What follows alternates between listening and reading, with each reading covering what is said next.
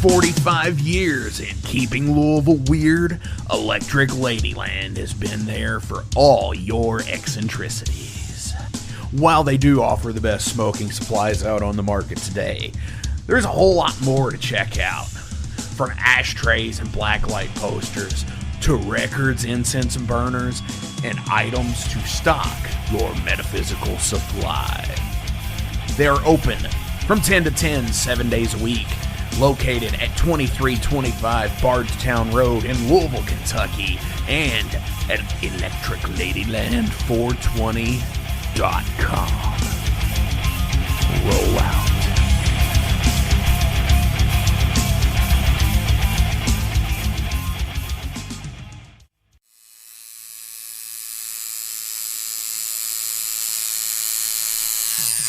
Hey metalheads, you like tattoos? Of course you do. If you're in the Louisville, Kentucky area, come on over the bridge to Clarksville, Indiana, and get you some ink done at Ageless Art. If ink isn't your thing, they have a piercing studio as well. Visit agelessartclarksville.com to see some frequently asked questions, meet the staff. The shop is open Monday through Thursday, 12 to 8 p.m., Saturdays, 12 to 10 p.m., and Sundays, 12 to 6 p.m., all appointment-only spots. You can set up your appointments by phone at 812-283-1793 or email agelessarttatoosandpiercing@gmail.com and someone will get you set up for your first or your next tattoo or piercing.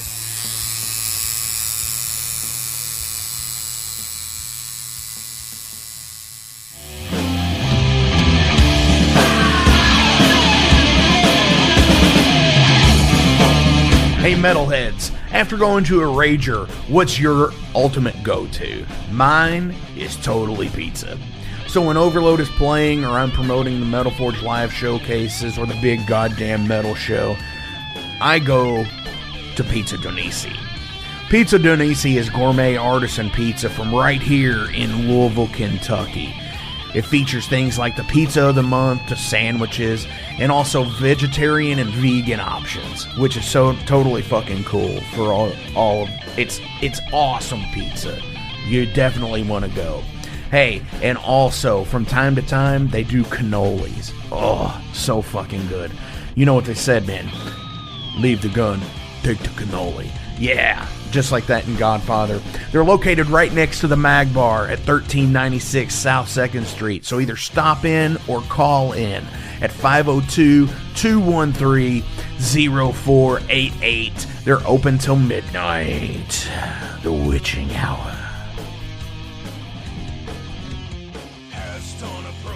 Heineken? Fuck that shit! Pabst Blue Ribbon!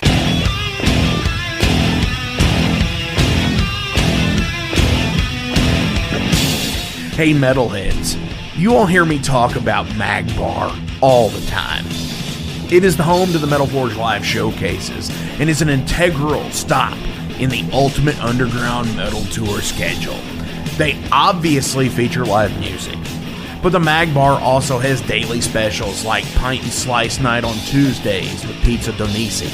But they also do Bring Your Own Vinyl on Thursdays with DJ Kent Jackson, and Finer Things Sundays.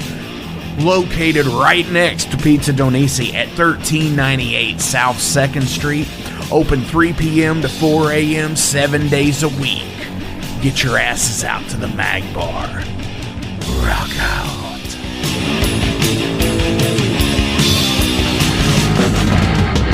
In a broken wasteland, come to my fire and place your blood and steel upon my pyre. Oh,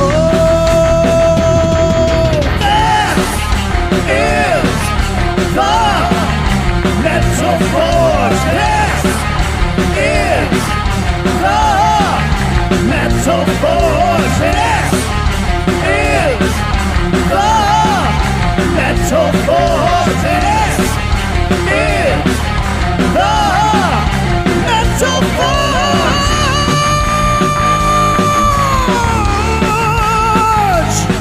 Metal Forge. My furnace starts to glow with crimson coal. What's going on, Metalheads? Thank you all for tuning into this week's episode of the Metal Forge. My name is Mark Jackson, and I am your host. Memorial Day weekend this weekend. Wow. I have Jason Gardner from the Heavy Metal Wasteland. I'm not even going to say the Heavy Metal Wasteland anymore. Old habits die hard, I guess. I've moved from the Wasteland. You have moved from the Wasteland. You are on the ship touting the ale horn these days. So Jason Gardner from the ale horn, and I might as well just say part-time co-host of the Metal Forge. He's been promoted. He's my Will Riker. He's going to step over chairs now. Yeah. And impress no one, probably. He impresses me. That's why he's here. I'm going to question some of your motives every once in a while just to be second in command. Yeah. Dude, that would be... I need to go on an away mission. And, like, Jason needs to host the show for a week. We've talked about it, actually. Certain band that we've discussed having on that you're actually in. Won't say any more. Oh, yeah. We did say that, didn't we?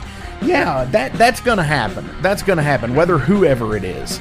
But anyways, obviously...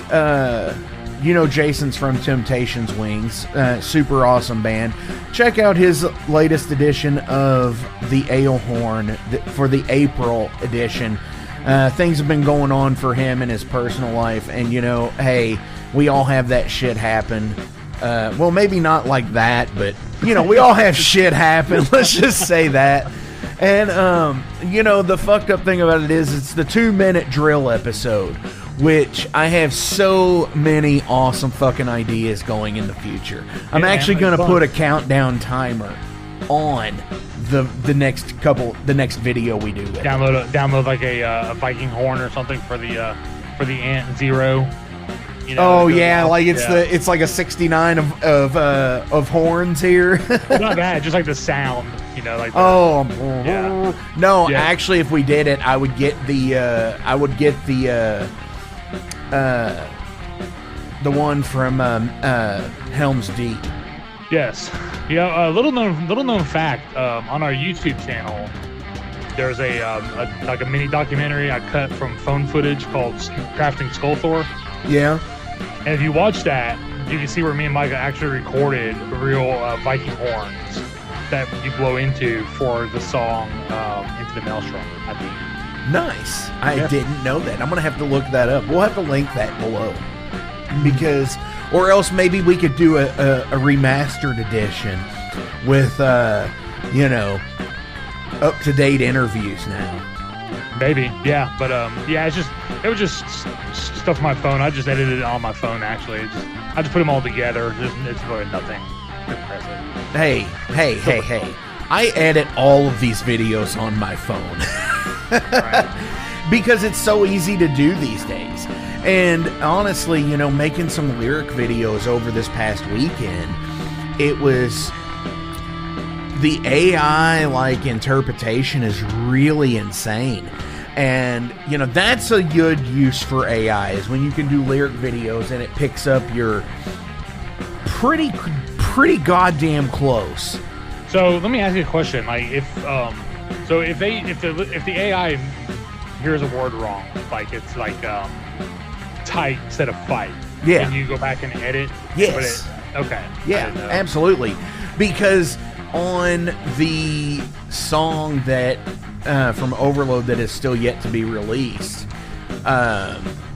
it was one of the when I say Hellspawn in it, it says this one, Hell's one. It was all kind of weird, different things, but it never said Hellspawn. Gotcha. So okay. Yeah, you can go through and edit it once it comes back, which is really cool. But that's not why we're here. But you know, the monologue's kind of whatever it is. But I'm going to go ahead and introduce our guests this week, and it is Tim Kenefic and Alexander Kenefic from Wizard Death, and Tim's other band we're going to be talking about, Assimilator, which, yeah, Jason, it's Assimilator, like resistance is futile. Yes.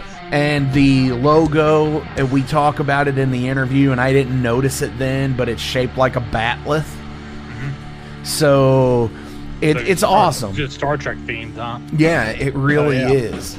He always thought you had to get into the interview for that. But dude, what are you up to this week? This pre-Memorial Day weekend shenanigans. Well, if you're listening to this on Memorial Day weekend, Friday proper, I am playing tonight at a place called Silverado's for a benefit show for a guy named Jason Jones who fell out of a tree building a tree house for his daughter.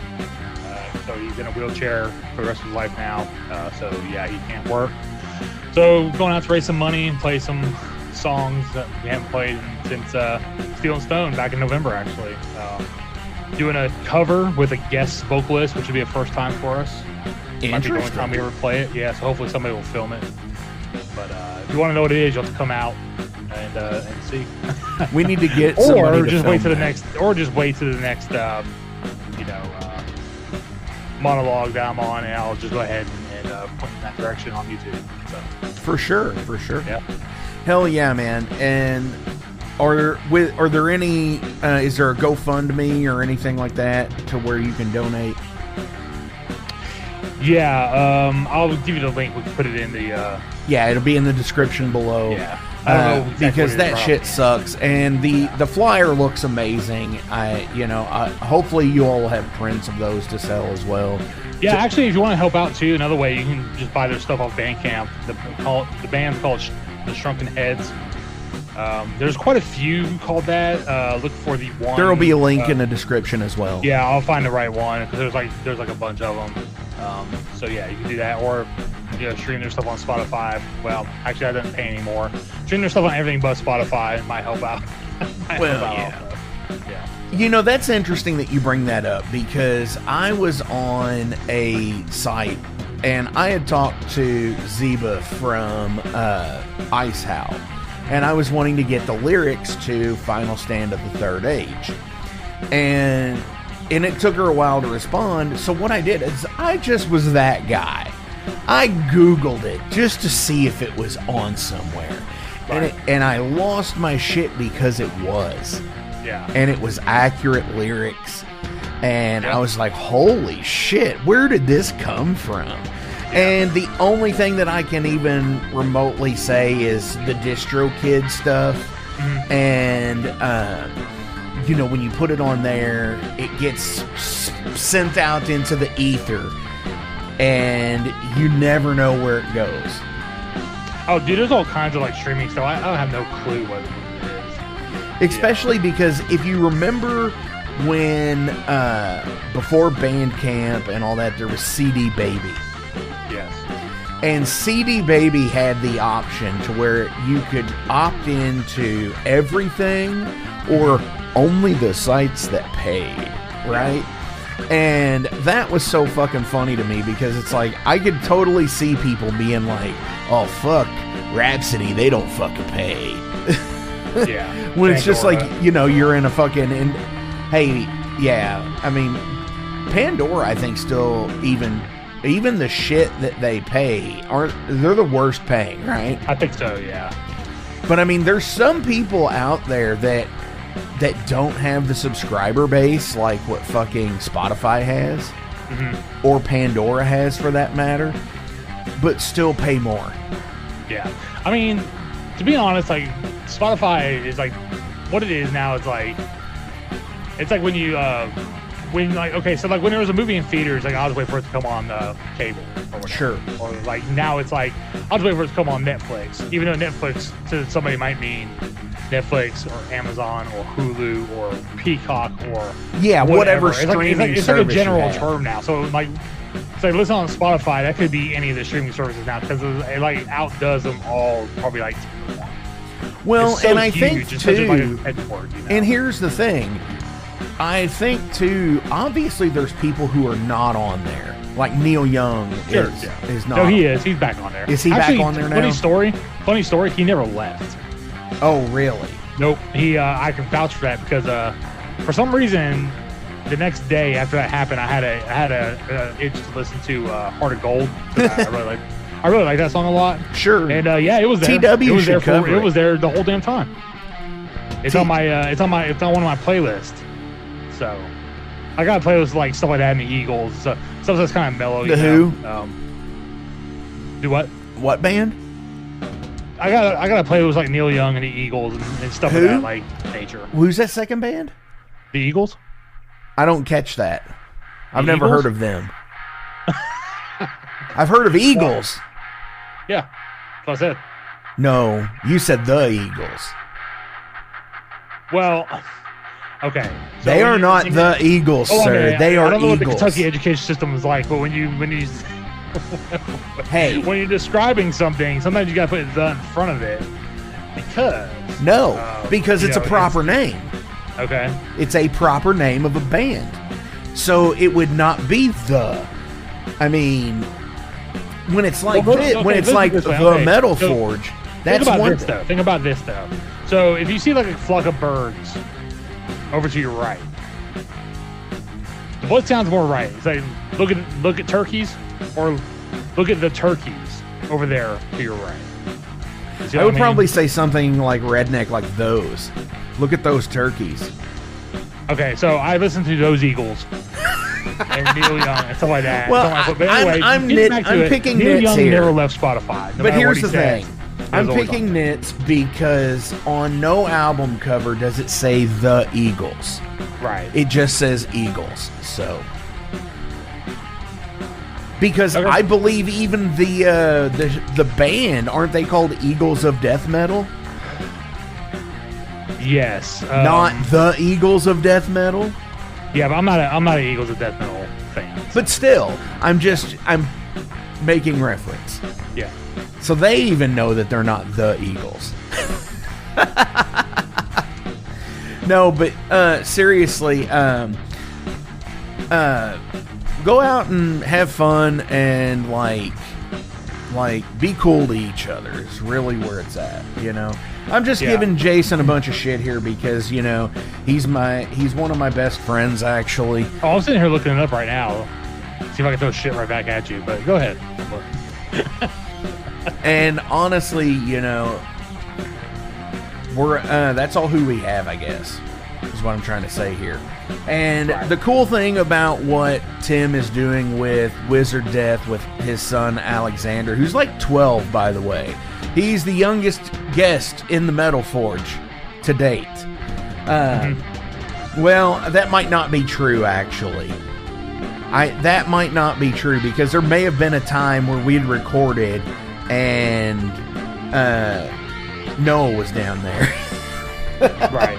So maybe he was the youngest guest on the Metal Forge at one time, but as a musician, yes, Alexander is the youngest guest on the show, and that's been a real like subject for me over the last like 6 or so 7 months. Is how cannibalistic the metal scene can be when it comes to the bar scene. Right. Because you're not, you know, when you're in your 20s and such, yeah, you might win over some 20-year-old fans, but they dwindle off when they're 30s and 40s and stuff, especially if you're still playing metal. Their wife doesn't let them listen to it anymore. There is Stuff that like that. too. There is that too. But the other thing about it is like, you're not earning new 40-year-old fans for the most part. So you've got to play some all-ages shows occasionally. Or else, what's the fucking point, you know? Yeah, I mean, so that's been a real cool thing that I've really started to try and adopt is playing all-ages shows. Yeah, I mean, pretty much all the venues we play are all ages here. So Hell yeah. And see, there's a lot of bars where I'm at, so, you know, that's the other thing with it. Or there were a lot of bars that metal could play in. But yeah, build the fucking scene, you know, get your, if your kids are into it and their friends are into it, you know, why not fucking, you know, have a band with your son or daughter or anything like that, you know? Yep. Hell yeah. Just so you know, for reference, Eagles has 20,754,181 monthly Jesus. What's the big M though? The what? I bet you Metallica's somewhere around 80 or 100 million. Oh, I don't know. I was just seeing how Spotify listed the name because the bands upload all the information. So, well, they don't, but they upload if they don't. What you call it? They don't moderate it. Do like the layout really. That they don't. Yes, the corporate bands like that. 25,740,959. So, really? Yeah. 5 million people. 5 million more. Yeah. But and honestly, that's another thing that like really irks the shit out of me is they're not those bands that are on there like that. They're not making the same money that you and I or anybody on this show is. Even well, that's because we're not making any money now. Well, no. Now classified as garbage tracks. Thank you, Spotify, for exactly. But I'm going to tell you this: this podcast is in the exact same boat because our host site is Spotify. Yeah, and that's the fucking problem with it is that even like podcasts they hit with this first, and that just fucking I've really wanted to go to another fucking platform. Well, they just do that because they know it's like the least amount of people on the platform. So if there's a revolt, they can kind of see what the pattern's going to be and know if it's going to be worth it not to move on to the bands. Which sure. Obviously, and when they bought Anchor, when it was under Anchor, it was better.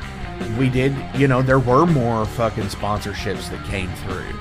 Right. And now there's like none unless you're getting fucking 100,000 monthly listeners. Right. Well, here's something new on Spotify I never noticed before. They started ranking like top bands in the world. So Metallica is actually, at least on Spotify, Metallica is 210 in the world. That seems low. Well, they're metal though, and yeah. It's probably more somebody like look at somebody who's it's only bands on their platform. Yeah, that's what I'm saying. Like on the platform, they're 200. Oh shit, dude! I mean, come on, Cardi B, fucking because Jay-Z. AC/DC is 97. Who is? AC/DC. Yeah, I could see that. With 37,457,000. Yeah. 945. Damn, that's fucking a lot. I bet you somebody like Beyonce is like 1 billion listeners. I would put that in, but it's gonna start like throwing me her shit. I don't want this to on here, so I'm not gonna look. Oh, come on. No, dude. Come on, take one for the team, pal. Take one for the team, pal. I'm not. I'm just gonna do ZZ Top instead. 50 million listeners. You think so? I am one of them. Oh, dude, you're fucking way off. 11 million. Oh, Jesus, that's horseshit. This is a new game, Spotify game. I'm gonna stop right now. Yes, you are. The Spotify game. It's a new who game on ranks the where? coming up. Be fun. Who ranks where? What ranks who? And do they have a world rating on here or probably not? Yeah, they don't even. No, they're not. Hashtag fuck Spotify. They don't have a ribbon on here saying what place they are. Nice, dude. We're gonna go ahead and listen to Assimilator right now. This is, or unless you have anything else. Do you have anything else? No, I do not. I'm good. Damn, Iron Maiden's pretty low too. I'm good. 7 million. You're pretty close. 7,638,100. Boom! Look at that shit, and I'm not even looking, dude. This is from Assimilator. This is Burial Hymn.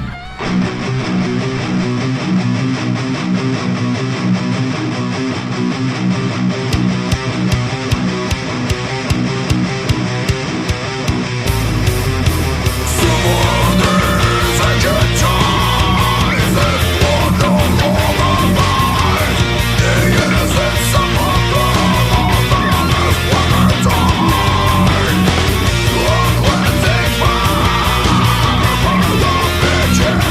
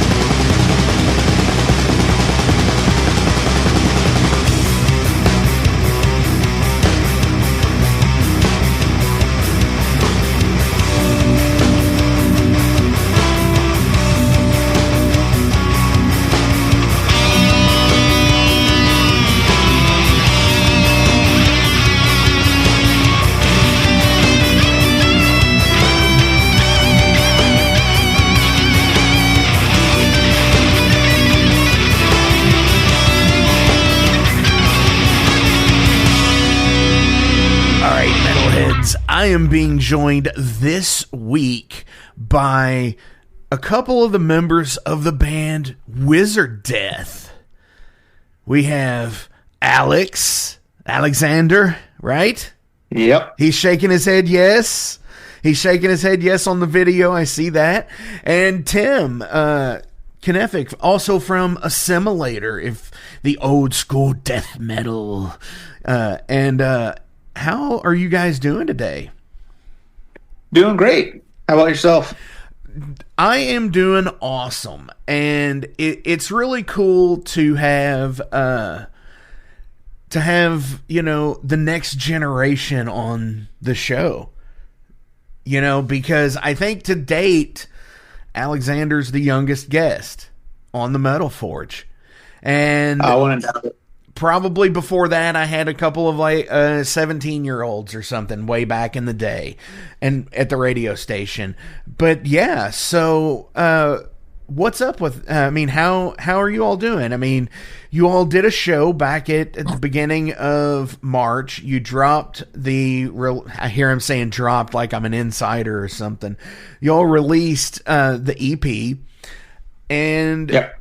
So tell us about Wizard Death. Well, it all started a couple years back. We were listening to 3 Inches of Blood while I was dropping him off at school. He said he thought it was cool and wanted to start writing some music because I'd been doing Assimilator for quite some time. He's been around for the rehearsals for that. And I think from there we just met a couple times to go over lyrical content and ideas. Alex picked the name for the band, and we were writing songs, started off writing songs inspired by Harry Potter because he was reading the books and watching the movies at the time, and kind of ventured off, continued writing some more songs. We have a couple that we're going to start working on again, and he's got all kinds of ideas for what he wants to sing about, but it really just started off with Alex liking some traditional heavy metal and going from there. Sure.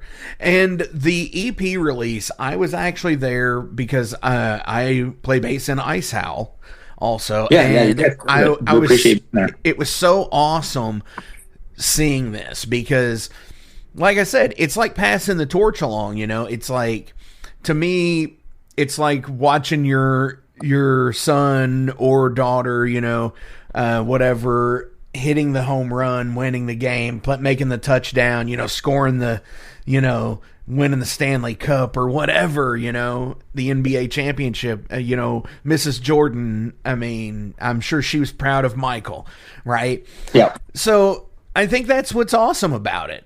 And to just go ahead and do that, that's pretty freaking cool. Sorry. Oh yeah, no, it was the most fun I'd had on stage ever. I was really thankful that friends were able to get together and help out. So Kyle Smith, who recorded the drums on the EP for us, was able to play drums. He had a break in his schedule. And then Noah Werner and Tyler Whitty from Assimilator stepped in and helped out, and Sam Stevens on guitar also helped out. So it was great to be able to have my friends help us actualize this. Kayla Dixon, who helped on the recordings for the official releases, lives in, I think, LA now or Portland, somewhere on the West Coast. So nice. Obviously she wasn't going to come all the way out. And the goal was really to do a live performance with Alex. And I thought he did a great job. And when I went and listened to the playbacks, he was killing it. He right. hit the notes where he needed to hit them, had good stage presence, had a lot of fun, made me sound like the singer I am, which is, to say not the best, but it was a blast, just sharing the stage with Alex and going crazy and having a whole supportive crowd there to kind of usher in his first show and first experience with heavy metal. Definitely. What did you think of it? Yeah, what did you think of it, Alex? What did you think of it? I thought it was fun and exciting. And do you want to do it again? Yeah. Heck yeah, man.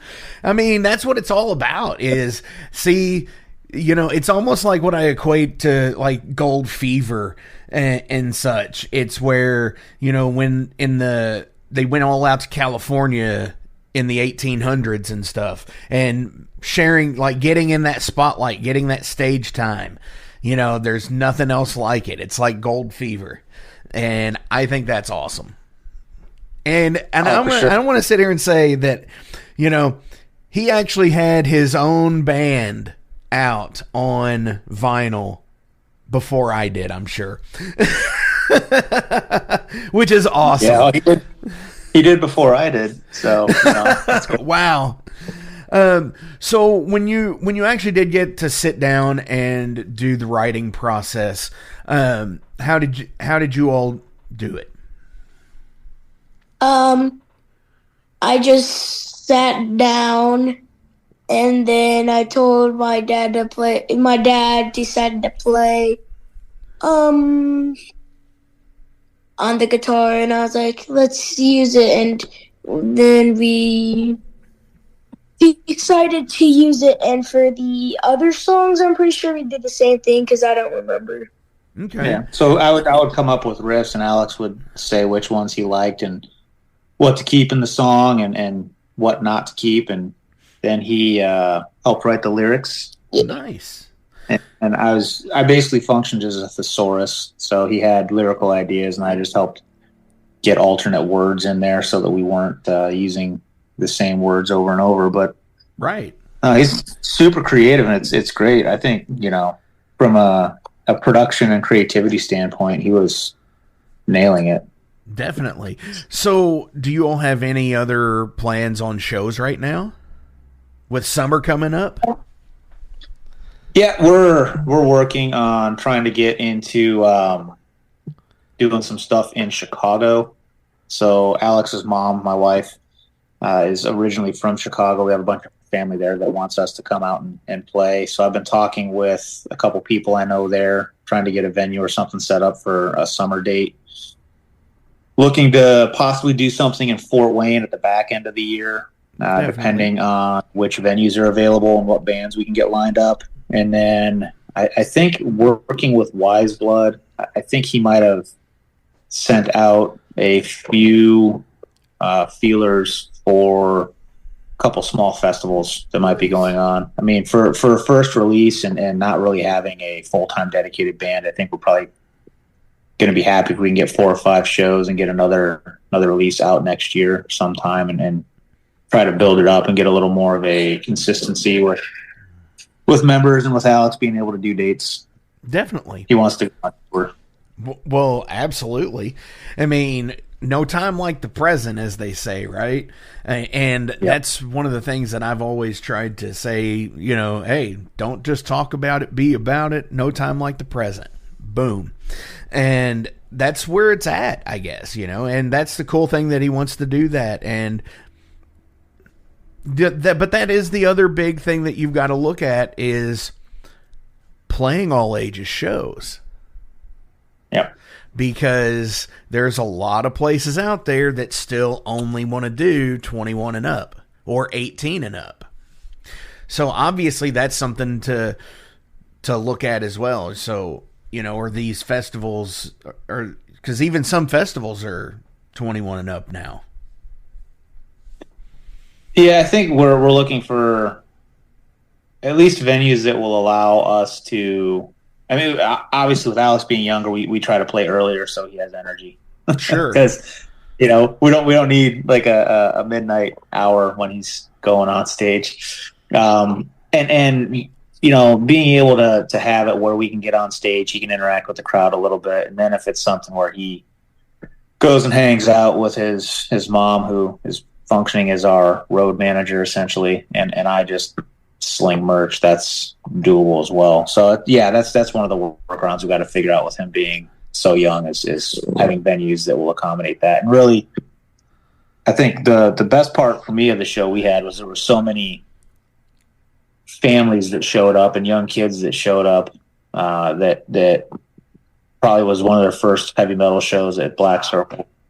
And having that environment where it was kind of family friendly and traditional heavy metal was great. I don't know. What did you think, Alex? Was it cool to have other kids there? Yeah. Definitely. And, I think that's something that's starting to be on the beginning of a change, is the all ages shows again. Because I know there's certain bands out there that will only play all ages shows and be in like the crossover thrash scene and stuff like that. And that's great, And honestly, I think that with that this year, I've made all of my Metal Forge shows at Magbar all ages. Yeah. So because to me, it's the thing of saying, like, if you're only playing 21 and up shows, then you're not really gaining much audience because you're not turning people on to metal. Like when metal became, what it is in the 80s, that, they were playing to their friends, that were teenagers a lot of the time. And then the older guys that were doing it, then they started playing to the younger teenagers and getting them involved. And then that is how the scene builds. 100%. And, so that's what I dig about this whole thing is, it's building the scene to a next generation. And that is where it's at. So yeah, I'm super proud of Alex for being able to do it. Yeah, definitely. So let's talk about Assimilator for a minute, because sure. we're going to talk about that too, and he can come back for the general profile question segment that I ask. Yeah, I think he might step out and get some dinner then. Yeah, and then he'll totally come back fine. on. Yeah, totally fine. All right, so. All right. So, talking about Assimilator, so tell the Metal Forge about it, like, because Assimilator has been a band in some form or another for probably 7 years. Started off as Death on Fire, a bit of a bedroom project. Got some friends to help out. Changed the name probably 2 years ago, I think it was, and then started writing an album, put that out, went through a lineup change because I'm proud of everything that we did musically, but it definitely wasn't the sound that I had in my head. Sure. So was able to get, and we had kind of a rotating roster of people, but we finally landed on a core group. Like I said, we have Tyler on drums, Noah's a guitar player, and then David Suoka is a good friend that I've known for a while. He came from a band called Moist, which is a project that he does. It's a slam band with one of his friends. He does bass and vocals, so I don't have to do as much lifting on the vocal side, which is ideal. And it's really just, it started off kind of as Death-Thrash, and now it's a little more varied, but it's all extreme metal. So we've got black metal influences. We have some slam influence and some of that modern kind of hardcore style, like the Maggot Stomp. Sure. Like some of the vibe that you have from those bands. And then, with me kind of being the older head, it's a lot of the Florida scene that I really love, and some of the early Swedish death metal scene, and that's kind of all gelled together. We have an EP that we are releasing through Horror, Pain, Gore, Death Records. Comes out June 21st. I think pre-orders come out a little over a month from now. So pretty excited about that. It's been a long time coming. We're really stoked to have Mike Giuliano have faith in what we're doing and being able to help us put this out. So really looking forward to it. We got a tour in June the 1st through the 8th, going out with Throne from Jackson, Michigan, which is another band that I play guitar in. And we're going to do a little run across the East Coast and back to support the new album. Definitely. And the where did it go? I just had it here. Expelled into Suffering is the EP that's coming out. And hell yeah, man. I love the artwork to it. It's great. Can you tell me about it? Who did the art? Yeah, so that was Carl Dahmer. He does great work. So I came across his stuff on Facebook and just loved it. And this art really fits kind of our motif, I guess, which is mechanical suffering, right? So like the flesh and technology and all that good stuff, and kind of goes with the tropes and themes of like the 80s and 90s death metal. Everyone's a huge fan of Suffocation, so we kind of lean into that. It's got the right feel for it, you know, and we're really, really happy with the artwork. It's beyond cool. We have a shirt that we made out of it, so yeah, you know, it is amazing. And anything with skulls on it, I'm in. It doesn't matter if they're shitty skull. Well, like, I don't know, like sugar skulls and stuff like that. Maybe not. Like, something like that. No, this one was cool though, because it's, you know, it's like skulls that have been like, it's like cyborgs, you know. Yeah, absolutely. Like cyborgs hanging out with lasers. Which obviously, cool. Yes, that's obviously what it brings up is, you know, we were the Borg. You know. Yeah, well, and that's kind of where the name first started. Is, you know, I'm watching all these. I think I was watching Star Trek Picard. Nice. A couple years back. And I'm a Trekkie. I grew up watching The Next Generation with my dad. That was our thing we did every weekend before I went out with friends.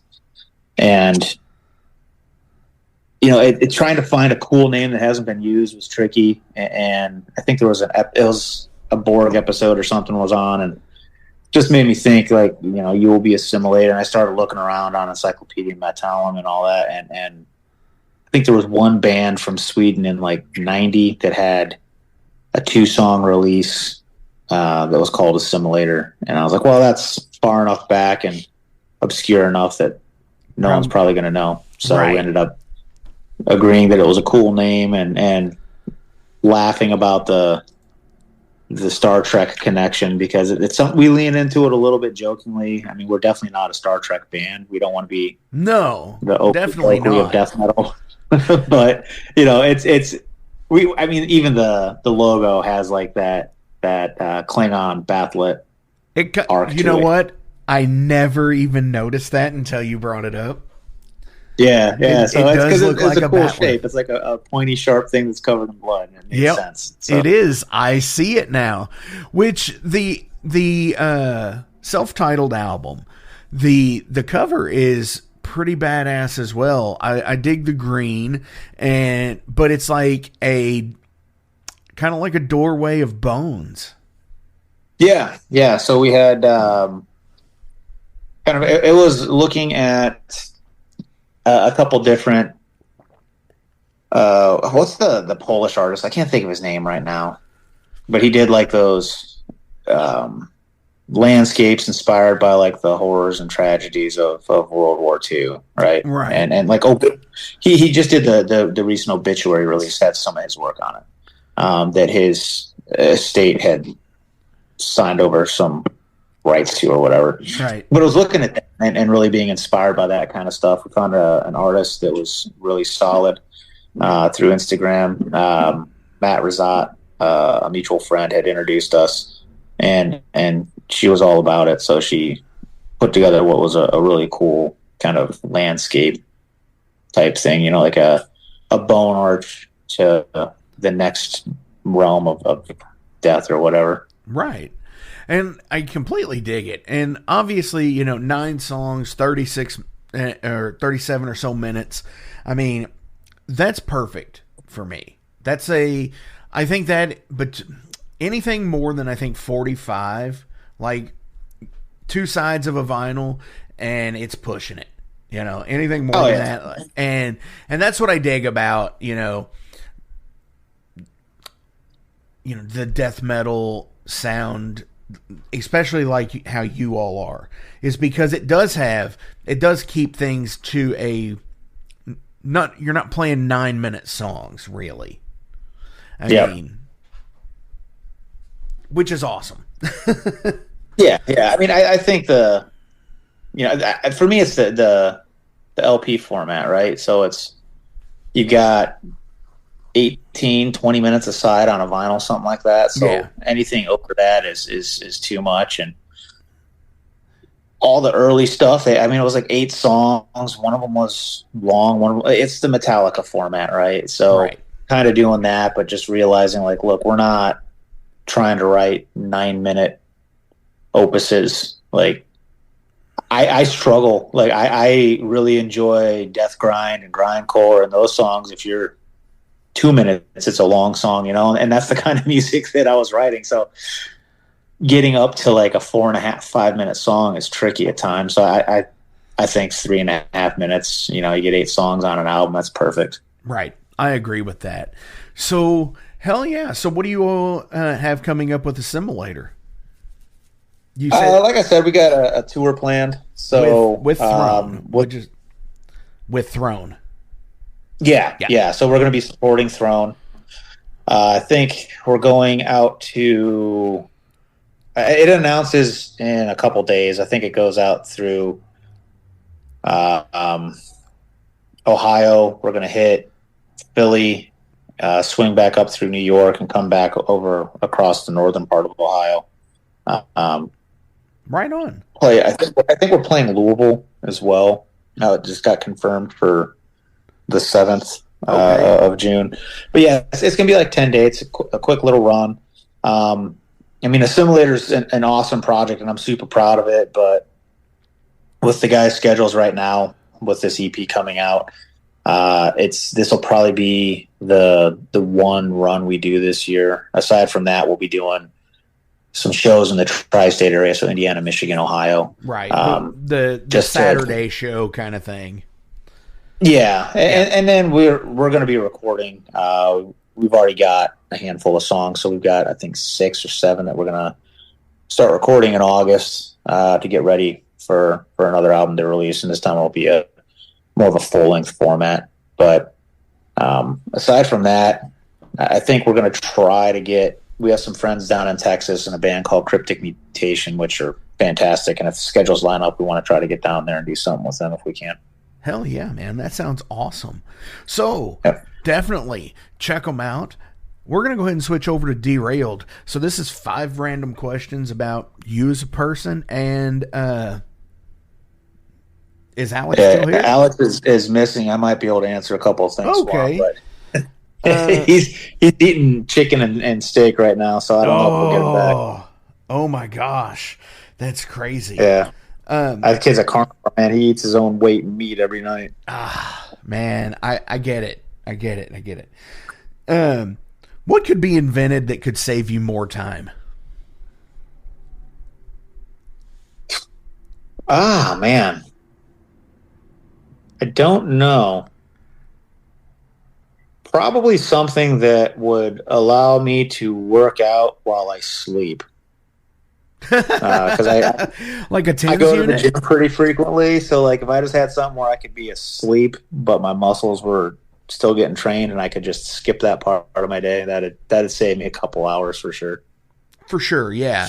I mean, but then again, everybody would have it at that point too. Yeah, that's fine. And right? we would all be jacked to the gills. And nothing wrong with that. And then it's like the exact, and then it will become Ken and Barbie. Yeah. Which is exactly what they've wanted all along. Yeah. Have you ever been in a food fight? Not intentionally, but yeah. So I was in high school. there was I guess you could call him a bully. At the time, I would have called him a bully. Now it's, with understanding mental health and all that stuff and just the struggles that you have as a teenager, probably not so much. But he was picking on a couple of my friends, so I turned around and told him what he could do about it, and he ended up throwing a whole tray of food. So I threw a whole tray of food, and then a whole food fight kind of broke out, and he got suspended. Holy shit. So, yeah, it was thankfully it was food and not fists because he was a couple tables away, but, no one got hurt, just a big cleanup. But, yeah, I've been in a food fight. Not a fun one, but I've been in one. Right. I've actually, I don't ever recall being in one. I mean, I've seen people throw things in the lunchroom, but never a full-on food fight. We might have to do that. It was you know what? I take that back. I have been in one food fight, and that was at a Belushi Speedball show. Oh, well, yeah. Yeah, because it goes with the territory. But yeah. I mean, the whole set's a food fight, Yeah, exactly. This one goes kind of deep because I always ask kind of a couple of deep questions too. Is how big is a mental health problems between children and young adults? I don't know, right? I mean, so I have an older daughter. She's going to be 16 here soon, and she's she's on some pretty solid ground. I mean, I think mental health is an issue at all ages. Sure. I struggle with it at times, and it's. I think the biggest thing is just being able to communicate. Kids, it's hard to say because half the time they don't know what they're feeling or how to communicate it. And then as you get older, it's, that distancing from family and other people and feeling kind of alienated and isolated. I mean, I had that in my high school years, but I had music, I had guitar. So that really was kind of my saving grace. I think we all go through that, and it's when we really pick up individualism. So, yeah, I totally get where you're... But then again, as you were saying, the being able to open up and talk to, Yeah, and I think it's probably harder now. I mean, people are more aware of it, so there's more of an inviting environment as long as you have friends you can trust, but with all of the like the cancel culture, where if you make a mistake, you don't want to tell anyone because then suddenly it shuts everything down. And with all the online bullying, and I mean, no one's allowed to make mistakes and learn from them and grow. And I think it's a lot harder now than when I was going through it because it just wasn't as prevalent, Right. And people gave you some grace and understood you were going to learn from it. Well, and everything wasn't super connected like online, because it becomes a thing where it's like, did you see such and such? They did this. And then somebody gets pissed off about it, and that's where it happens. And even if it's unintentional, and it's almost like you can't say you can't apologize for anything, because if you apologize, then you're admitting you did wrong.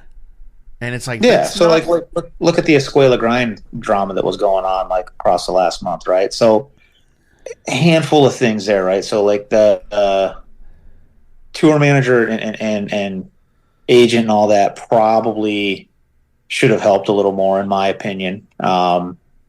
Just because they're a younger band, they really haven't been out and done a whole lot. They've got a lot of heat on them. They're doing some cool stuff. Right. And they made a lot of mistakes.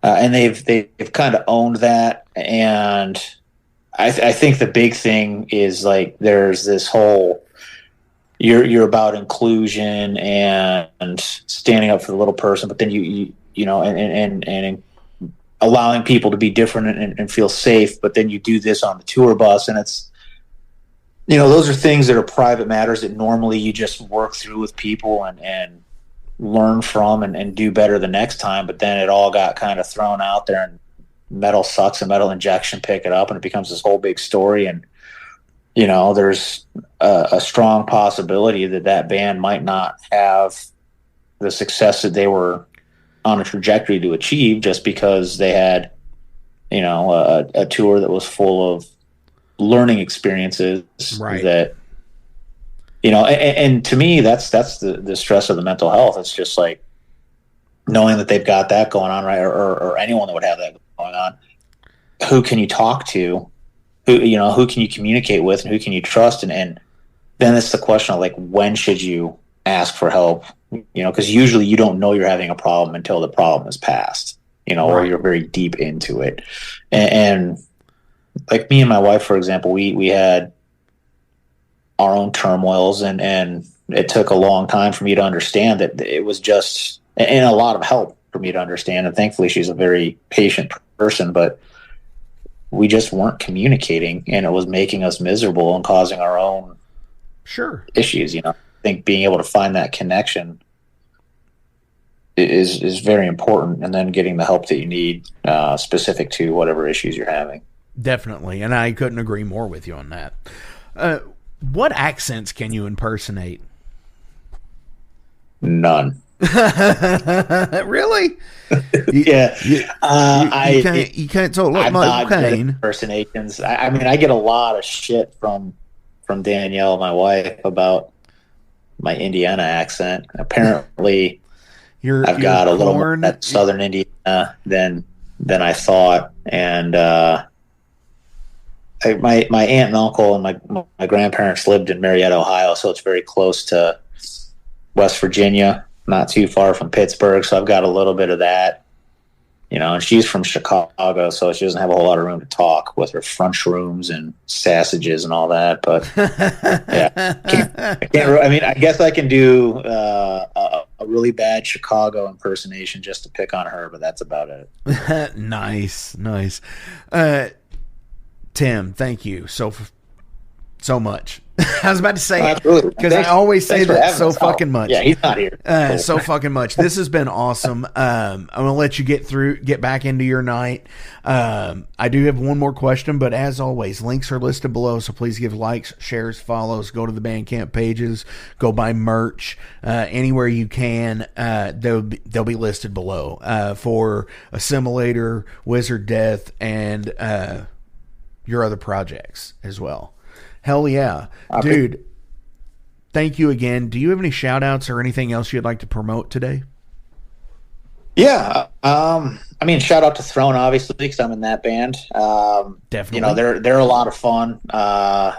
Great black and death metal band. Some of the nicest guys ever. So, Colin, Nate, and Les, thanks for letting me be a part of that.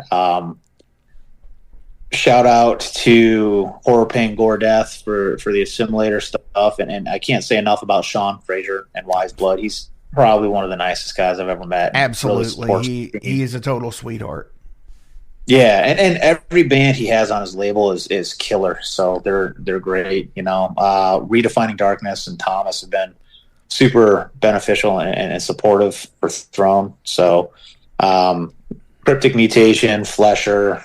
The guys in Severed Head Shop, which if anyone hasn't heard of them, they're on Everlasting Spew. It's a death grind band out of South Bend, Mishawaka area. Hell yeah. They're amazing and they're super fun. So if you haven't checked them out, go check them out. They're on Spotify. I need to have more extreme metal on the show, actually.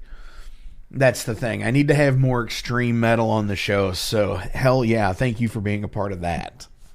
Oh, for sure, man. I appreciate it. It's been an honor. So, thanks for having us. Definitely. Final question of the day is, why is it important to have the right people on your team to accomplish the dream or the goal? I guess I have a bit of a different opinion, right? Like I made the mistake of waiting around for people to be ready in my younger years. And now it's one of those things where you're on the train riding with me, but on the engine. So you either get on board and here's where we're going, or you can get off and I'll find someone else who wants to go there with me. And I think that's the big thing is having the wrong people now for me is it can be a step back. You might have to pause a few things here or there. Might, if someone's not working out and I have to hire in a musician to fill in, like a very good friend of mine, Justin Zick, filled in a few times for us on tour when I wasn't able to get people to be available. Sure. That had come previously. He's a friend of the Metal Forge. He's been on pain before. in the butt.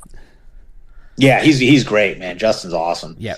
So I think he's Agent Steel is who he's with now. Right. A bunch of shows with them, which is cool. But yeah, it's, for me now, the thing I like is it's more collaborative, right? We're writing songs together, jamming together. We got a bunch of people that are like-minded, so we have similar tastes. We're putting together music that we're really proud of. Everyone understands kind of the business side of it. And if I have something to say, like, look, we got to do this kind of marketing, or we need to have this artwork, everyone, we all agree. And it's not as difficult. We're all in different places in our life, but we all have said, like, yeah, these budgets make sense and here's where we want to go. So I think having people that can prioritize the project at an appropriate level, right? Not saying that everyone has to be at the same level, but they have to be at an appropriate level, because my means might be different than the drummer's means, and there could be someone that has more budget that they can allocate than I can, but I have enough time to put towards it. And it's finding those balances. Sure. Making sure. And I think that's the thing. Like, do you like the people you're with? Do you get along in a van? Because vans are small and there's not a lot of space. And as much as I'd love to sleep in a hotel every night, it's just you don't make that much money in a death metal band. Right. So, and yeah, with the van, even in a 3-piece band, it can be rough. It gets tight for sure. When you're driving through Chicago traffic, and then people really get on edge, because that shit sucks. For me, the most trying time was we got snowed in going from Laramie, Wyoming to Salt Lake City. It wasn't a ton of snow, but man, they shut that highway down. I was glad they did, but yeah, that was a long day. And if you got the wrong people in that vehicle, picking at each other, it can get tough. And I think that just making sure everyone wants the same thing and is willing to put in as much effort as they can, at a relatively agreed upon level. And that's kind of the business side of it, like, I'm older now and I've had plenty of professional jobs, and being in a band is no different than being in a professionally run organization or a job. You have to be committed to it and sure. Value what you're doing. Realize that the payoff might be further down the road. So, sure, absolutely, and I think that's what we all have to realize. And honestly, now I think more so now in my life did I ever understand the thing where they play music together but they fucking hate each other. Yeah, that would be rough. I mean, like, getting stuck in where you're maybe 2 albums in and everyone expects the lineup to be what it is and you can't stand each other, like Motley Crue and shit, doing that shit back in the day. Yeah. And the money was there that, maybe you'd want to overcome it when you're making that kind of money. But for me, if, you're picking up a couple $100 a show to get to the next show, like, yeah, you got to like the people you're with, Fuck you, Jim. Yeah. Get out of my man. Really, it boils down to you're on vacation with your friends and the vacation pays for itself. But when you get home, you still have all the bills and all the other stuff. So you better like the people you're with. Right. That's exactly what it is. That is guesswork and black cutoff sleeves. Yep. Absolutely. Dude, Tim, thank you so much. This has been awesome. Hell yeah. So we're going to play some Wizard Death today on the way out. Awesome. So what song do you want to play from Wizard Death? I would say we have to go with Alex's favorite, which is Under the Southern Cross. Hell yeah. Here it is, Under the Southern Cross. Yeah. Appreciate it.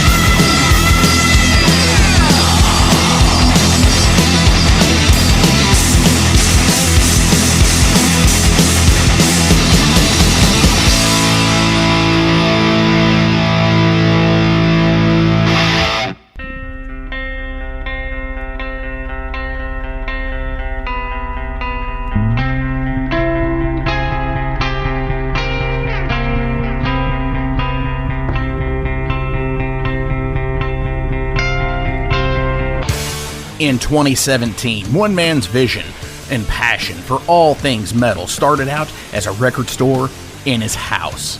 Years later, the fight against a mainstream empire continues as Shade Beast. An independent metal collective and online store based in Athens, Georgia, is the world's premier heavy metal brand for music heads that value authenticity over the mainstream acceptance. Featuring original t-shirts from some of the best underground artists, as well as stickers, posters from the Shade Beast Presents concert series. Unique, one-of-a-kind collectibles and small curated selection of vinyl and cassettes from the masters old and new. Visit shadebeast.com and enter promo code SithLord for free domestic shipping on your first order, whether you're a new customer or returning.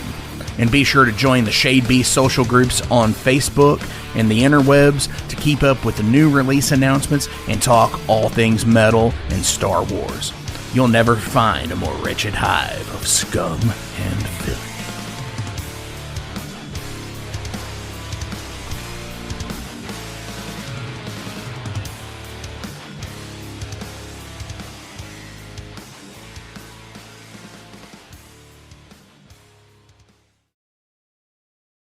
Welcome to the night.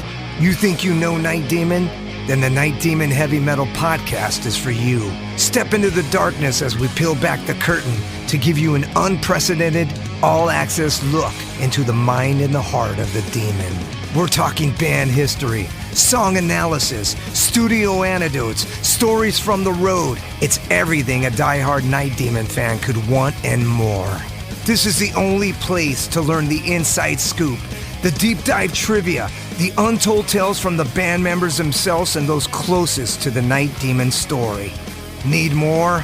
The sacred Night Demon Crypt will be pried open to reveal demo recordings that have never before seen the light of day, all with in-depth commentary by the band and the people who were there for the writing and recording process. This is a gold mine, a treasure trove of all things Night Demon. Head over to nightdemon.net or wherever you listen to podcasts.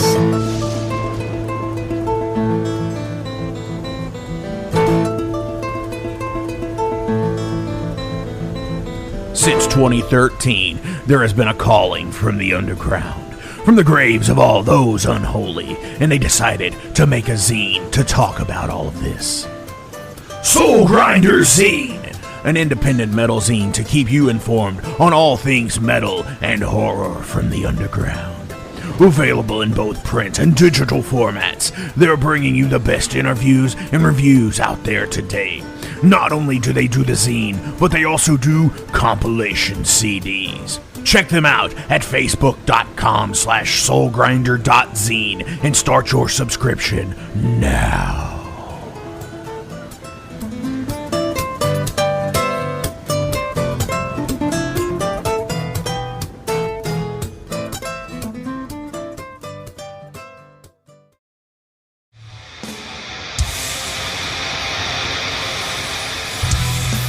Hey everybody, let me tell you about the new sponsor to the Metal Forge, Unchained Tapes. They're an independent Pennsylvania tape label. They focus on extreme metal and punk with a killer approach to the tape scene. Visit their web store at unchainedtapes.bigcartel.com now to get your fill of tapes. And for being a Metal Forge listener, enter the code METALFORGE10 at checkout to get a 10% discount on your total purchase. That's unchainedtapes.bigcartel.com.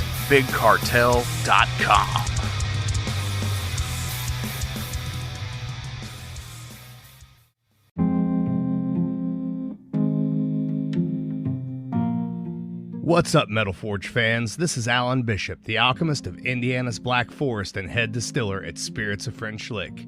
Do you find yourself drawn to the unexplained, fascinated by the Fortean, or enchanted by the paranormal? If the things that go bump in the night resonate in your mind, then tune into my brand new podcast, If You Have Ghosts, You Have Everything.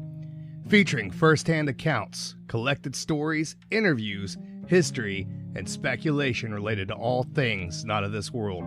Available now on Anchor, Spotify, Google, Amazon, and more. Set back, relax, and remember, if you have ghosts, you have everything.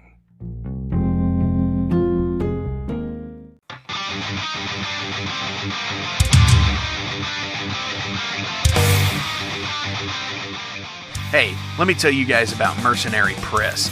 They're an independent London label and distributor of all things metal. Mercenary Press delivers the goods from their own independent zine. Trust me, you're going to want to get in on that. To distributing various bands from all over the world, including Cramp from Spain and Sadistic Force from Texas. Visit mercenarypress.bigcartel.com to find out what all they have in stock and what you can order. And for Metal Forge listeners, enter code METALFORGE10 to receive a discount on your total purchase at mercenarypress.bigcartel.com. Check it out now.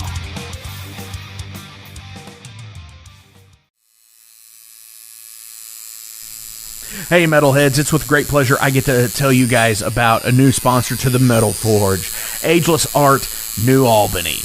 After 20 years of owning and operating Ageless Art in Clarksville, Indiana, Phil Garrett had a vision for a new type of tattoo studio. Something that is clean and modern, sleek, refined, inviting. And he's done just that with Ageless Art in New Albany. You can find it at 2736 Charlestown Road, New Albany, Indiana, 47150. Business hours are Monday through Saturday, 11 a.m. to 7 p.m. Sundays are 12 to 6. All sessions are appointment only, so give them a call and go get you some new ink. Or if it's your first time, go get your first one, baby.